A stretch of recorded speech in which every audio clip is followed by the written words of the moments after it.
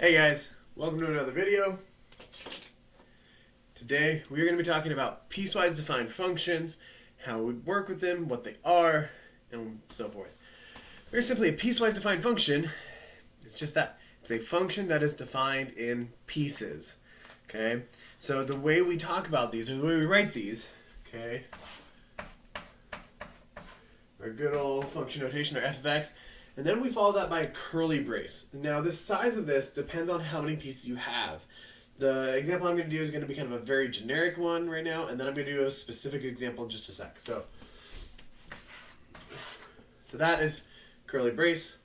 So then we say that kind of f of x is defined to be some equation 1 if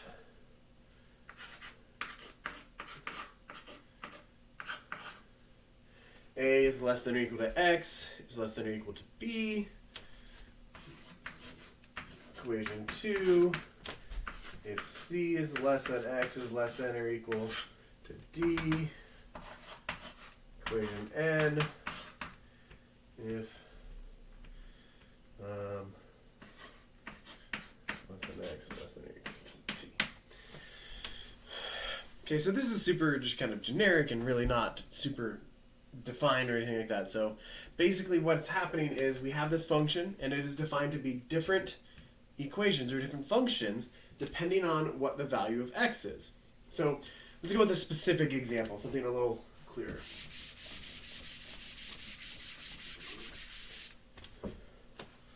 Let's say f of x is 3x plus 1 if negative 2 less than or equal to x is less than 1, and it's negative 6x minus 1 if 1 is less than or equal to x is less than or equal to 3. Okay? So this is a piecewise defined function. It is defined in two pieces. Right? Now, when we're looking at these, there's a couple things we want to kind of pay attention to. First of all, what types of kind of functions are involved here. In this example here, both of these are linear functions. We can have any function we want: quadratic, polynomials, rational functions, radical functions, exponentials, logarithms. We can have absolute values. We can have any sorts of things in here. Okay, and then the other thing is it's kind of what interval or what values that piece is used for. So if we want to do something as simple as just evaluate this function, right? What's f of 1? Let's start with negative 1 first. F of 1 we'll do next. Okay, so f of negative 1. We look at this function. So the first thing we need to do is start with our value for x and see which piece it falls into. So all we have to do is ask ourselves, negative 1 is in which of these two intervals? Okay, well, this interval here is from negative 2 to 1, and this is from 1 to 3. So negative 1 is clearly inside this first interval, right? It's greater than negative 2, but less than negative 1, so it's somewhere in there. So what that means is that when x is negative 1, we use this first piece. So that just means I substitute in 3 times negative 1 plus 1. So we just substitute in that x value into this first piece because that is the interval that it works. And then from there we get 3 times negative 1 is negative 3. Negative 3 plus 1 is negative 2. Now what about 1? f1.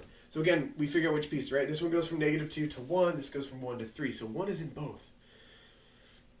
But we don't use it in both, right? Because that wouldn't be a function. Because if I used it in both, these might give me different outputs, and in fact they will give me different outputs, in which case then I wouldn't have a function. So how do I do that? Well, we have to pay attention to the signs going on here. Right? This here says that x is less than 1, and this says that 1 is less than or equal to x. So 1 is only included in one of these two intervals. It's only included in this second interval here. So that means when we're looking at f of 1, we're using this equation here. So we have negative 6 times 1 minus 1, we get negative 7. Let's do one more. What is f of 4? So, first thing we do, which piece is 4 in? Well, this is -2 to 1, 4 is not in there. This is 1 to 3, 4 is not in there either. So 4 is not in either piece. So, we just pick one? Right? No, that's bad. Right? Our function is defined when x is in one of these two intervals. If x isn't in there, then we say simply that it is undefined. Okay? Since 4 is not in either of these two intervals, we say that our function is undefined at the input of 4, or f of 4 is undefined. And that's it. That's all it is. It's really easy. Okay? So, that's how we can evaluate piecewise defined functions. Let's talk about how we solve a piecewise equation.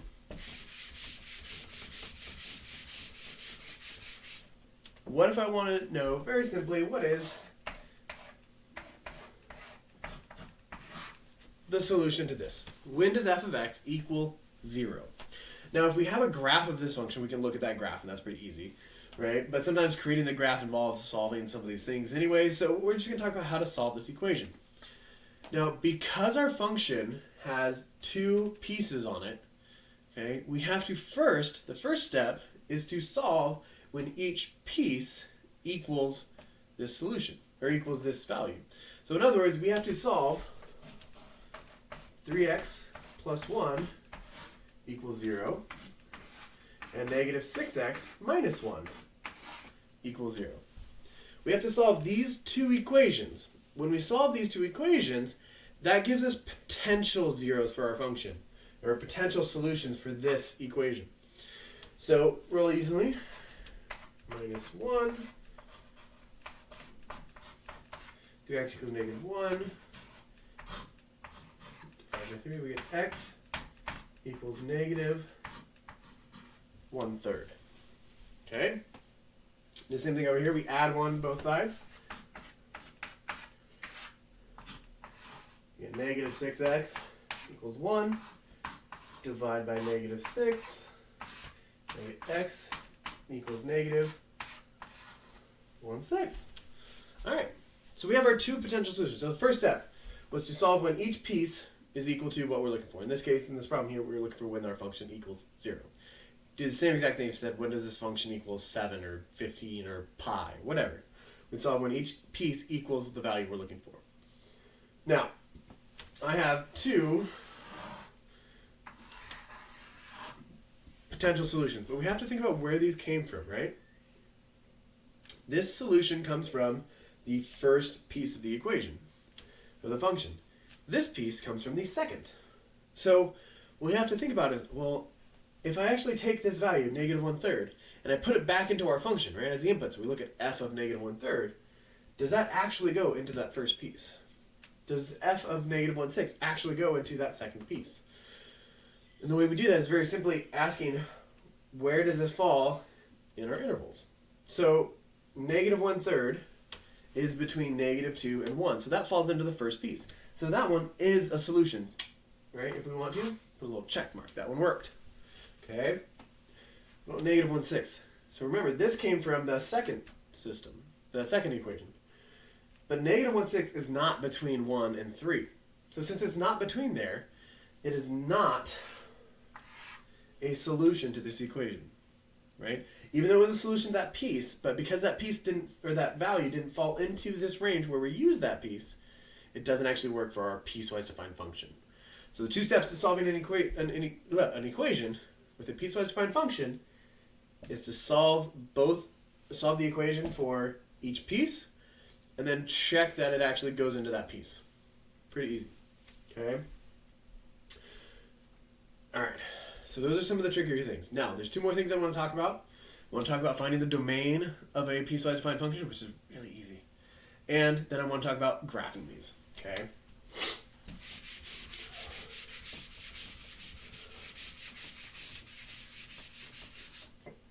Now, domain is the set of all inputs that are valid and meaningful, right? Valid means if I put something in, I get something out. Meaningful means that it makes sense in the context. No context here, just a fun function. So we only have to worry about meaningful. Now, we saw just earlier that f of 4 isn't in either of these pieces, so that was undefined. So 4 would not be a valid input, right? So it doesn't give us something back. This is really cool. So what's really nice about this is when we're finding the domain, okay, when we're trying to find the domain of a piecewise defined function, we can really just look at these pieces. Now, if you are comfortable thinking in your head about these things and kind of connecting these, that's awesome, right? We can kind of say, okay, we start at -2 is the smallest value we get. It includes -2, and that goes up to 1, but we don't include 1. And then we start back at 1, so that's nice, and then we include it, right? So there's never any jumps or any gaps. And then it goes up to 3 and includes 3, so we go from -2 to 3, including both. Okay, if you can think through that in your head, kind of connect these inequalities, that's great, right? Think of a number line. But if you're not, if you're unsure with that, if you're struggling with that, then the easiest way is to write both of these as their own interval notations, okay? So I know the domain for this. So we're including -2, and this goes up to 1, but it doesn't include 1. And then I also have this other piece here that starts at 1, but this time it's including it, right? And it goes up to 3, and we include 3. Okay. Now, the union symbol, if you remember, was used to connect two disjointed sets, right? So in other words, two sets that are going to have a gap. But if we look at these, there isn't a gap, because even though I say, okay, we go up to 1, but we don't include 1, but then here I say we include 1. So I'm really not doing anything, right? That's like saying to get from me to the computer, I walk 1 step, and then I take the rest of my steps. But that's just the same as saying, walk up to the computer, okay? So instead of breaking that up, we just want to say that as a single thing. So writing this and then just kind of thinking about what is going on in these jumps. Is there really a jump? Is there really a gap? Okay. Since we see there isn't, we can just fix that and say, oh, that's just -2 to 3, right? And we don't use that one. That's it. There's the domain, right? It's basically given to us in the definition of the function. It's really nice. All right. So that is how to find domain of a piecewise defined function. Now, last thing.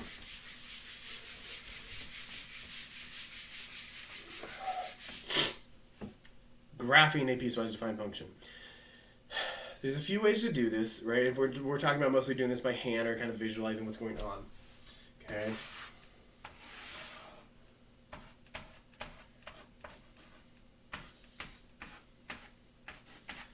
Okay. So I've got our domain, right, which goes from -2 to 3. I went one beyond just so we can kind of see what's happening. Now, the way to do this is to take the endpoints of that piece and plug them in to that part. So if x is -2, okay, we get -2 times 3, which is -6, plus 1, -5. Okay, and now that's included. So if it's included, we're going to use a filled-in circle. So at -2, -5, we're going to have a filled-in circle. And if I put in 1, I get 3 times 1 is 3, plus 1 is 4. So I go to 1, 4. But because 1 isn't included here, I'm going to put an open circle. Now, what type of a function is this? Okay, just a linear function, which is just a straight line. So I can just connect these with a line. Now I do the same thing with the other piece. So if I use -1 here, I get -6 times -1, or sorry, times 1 is -6, minus 1 is -7. So you get 1, -7, and I'm way off the page, off my graph, but that's okay. We're gonna pretend it works. And since 1 is included here, we're going to fill in that circle. Then we do the same thing at the other end, 3, we get -19. So I don't want to write on my wall, so we're just going to pretend it's down here. Right, so we've got, down there, which imagine that's -19. And again, this is just a linear function, so we just connect these with a straight line. Okay, now if we drew this out to scale, this line would be a lot steeper, but good enough for now. So there's a rough graph of this function. We can see it only has one time that it crosses the x-axis, right? And so when we see this, right, what we're asking, we're saying, when does this function equal 0? Well, remember, function notation, f of x equals y. So that means that we're looking for what x value makes the y 0. Well, if y is 0, it means we're on the x-axis, so it's asking for this. So this right here is asking, this is the same as asking for the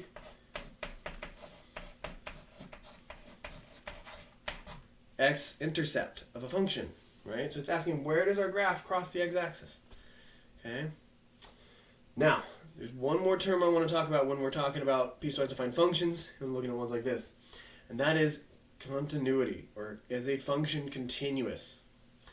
The definition for is a function continuous is really easy. Okay, a function is continuous, and we say it's continuous on its domain. We'll say that a function is continuous on its domain if it can be drawn without lifting your pencil. So if I look at this one here, there's that big gap. So this is not continuous. But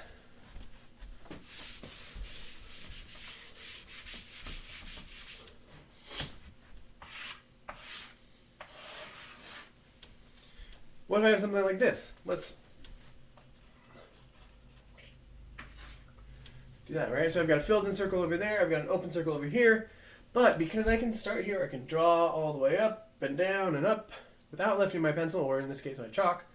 This is a continuous function on its domain, with this domain being simply from here to here. Now, if I were to go through and put an open circle in the middle.